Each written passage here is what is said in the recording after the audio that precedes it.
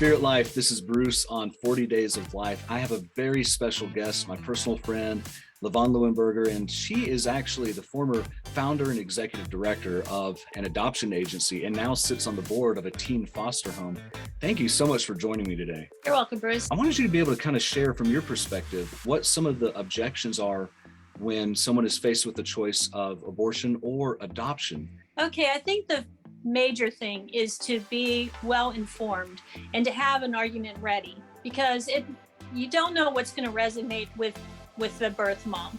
So different things might affect her. So the number one concern I've heard is, well, I don't want my baby to grow up in foster care.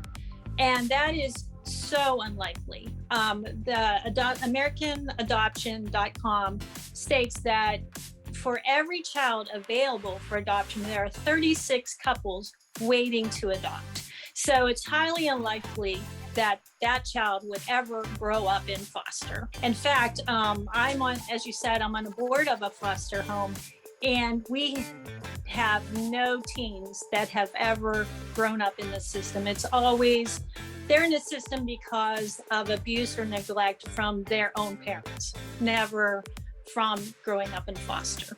What would you say if someone wanted to complain, hey, the foster care system has problems or things like that, it would be better to abort on the front end? We're not seeing that at all. We are seeing kids coming into our home. And even, so many people think it's better to have kids in a foster with a family.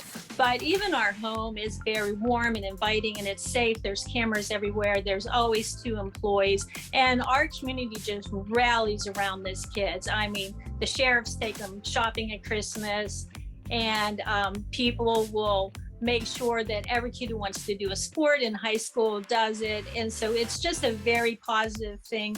Many of them don't want to leave, and many of them choose not to go stay with their family during the holidays. They choose to stay in the home and with their foster siblings. And our home particularly is boys and girls, so they can live with their siblings. That's incredible.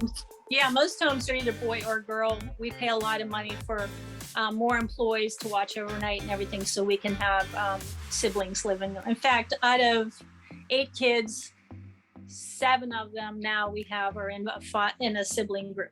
It sounds like maybe there's just been some negative stereotypes that people need to be aware are not really true. They're not. And if you ask every child that came through our system, they would all say they're glad to be alive and really glad that their mother did not abort.